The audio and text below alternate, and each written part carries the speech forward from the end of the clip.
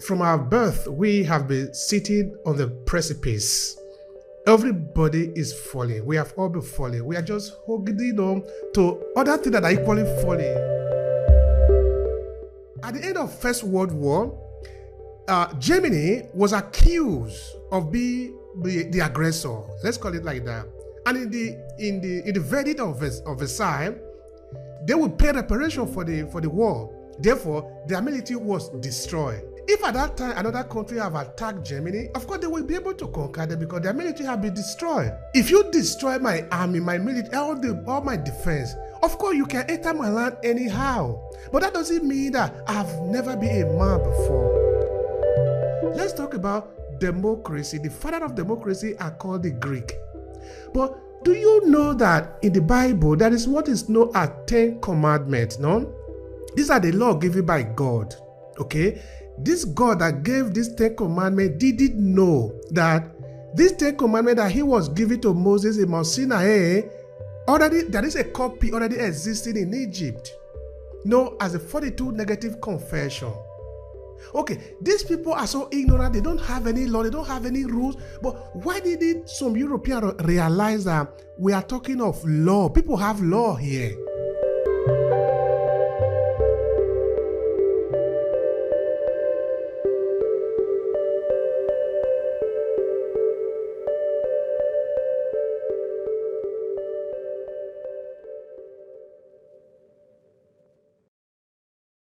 In changing that psychic standpoint to the extent of their own demise.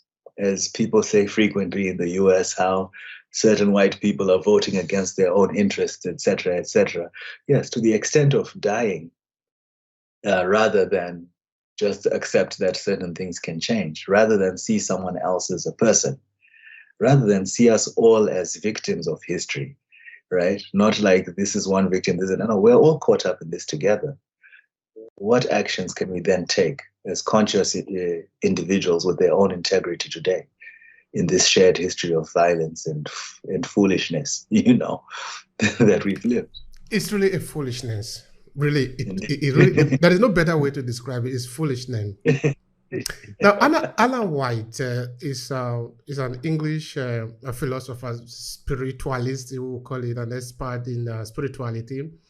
He did give an analogy that I think it is very important in the case of, I will generally say humanity, but in this argument that we are talking about now, where we basically enjoy the suffering of other people as have become the way of life of European in relation to African people. He said that from our birth, we have been sitting on the precipice. Everybody is falling. We have all been falling. We are just holding on to other things that are equally falling. Your car is falling with you, but you are holding on to it, but it's falling. You are falling, the car is falling. You are trying to rush into a house. The house is falling with you, but but what does it mean now? What it means is, why don't we make sense of this confusion? We can live better. I believe that we can live better. But living better doesn't mean there is this intention to destroy Africa. There is no way this can be living better. This intention of refusing that the person you see in front of you is a human being. What does it cost you? Now, like I was saying before, what will it cost the European partner to Africa to do a fair deal? What will it really cost you? Africa do not have military today. We are basically on the ground. But this one shouldn't even be confusing to people. If you are a student of history, you should understand that it happens like this. If I conquer you, I did. The most recent one, a couple of centuries ago, a couple of years ago, at the end of First World War, Germany was accused of being the aggressor. Let's call it like that. And in the verdict of Versailles, they were said to be that they would pay reparation for the war. Therefore, their military was destroyed. If at that time another country have attacked Germany, of course they will be able to conquer them because their military have been destroyed. If you destroy my army, my military, all my defense, Of course, you can enter my land anyhow, but that doesn't mean that I've never been a man before. It means at this point in history, I've been rendered defenseless. Because I want to help somebody reflect again. When the first Europeans were entering Africa, Africa was not defenseless. At that time, it wasn't on the side of the European to know what is Africa. Africa define who they are. You see, just recently, in the 12th century, the Malian Empire, bigger than the whole of Western Europe put together. I don't know, are they not people? Are they not country? Are they not speaking? Are they not doing economy? Are they not buying? Are they not selling? Are they not writing? Are they not reading? But how come Europeans didn't know this? There is no history in Africa. I'm talking of 12th century ago. Okay, now let's talk about another thing. Let's pretend that it didn't come to their information. Let's talk about democracy. The father of democracy are called the Greek. But do you know that in the Bible, there is what is known as 10 commandments, no?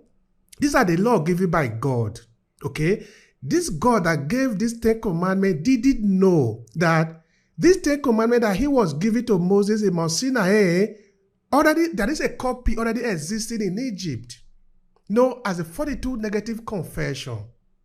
Okay, these people are so ignorant, they don't have any law, they don't have any rules, but why did some Europeans realize that we are talking of law? People have law here. All this didn't come into their consciousness. There are no rules here. We are just in confusion. At that time, we didn't need anybody to tell me that I shouldn't kill because it's written in the law. We didn't need the law of Moses because the law was already there. Why did they refuse? What will it cause people to simply realize that it is like this? What would it cost them?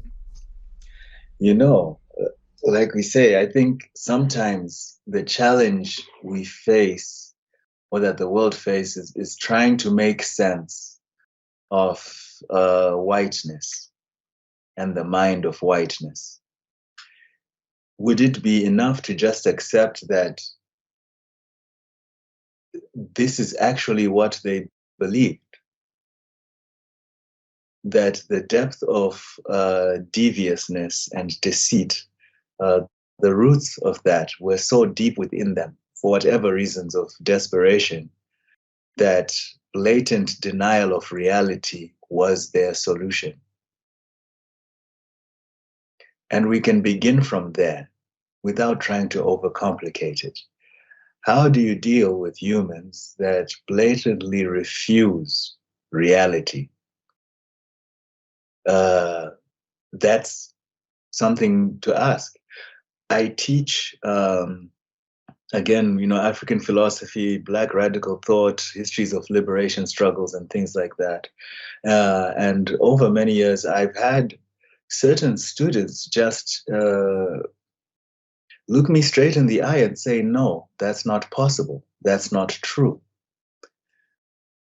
There's an underlying Darwinism, social Darwinism in the way they think, which is the survival of the fittest thing that gets to be passed down generation to generation. If I ask the question to students, is not a military preemptive strike one of the strangest things you've ever heard? We're going to kill them first before they kill us. And they say, yeah, it's strange, but if there's overwhelming evidence of it, yes, it should be okay. I say, yes, that's possible. But is it true, just at the purely philosophical level, that we don't know if they're going to kill us? We are choosing to preemptively do something to them. Can we just accept that? Yes, they might. And based on evidence, even if we intercept a phone call,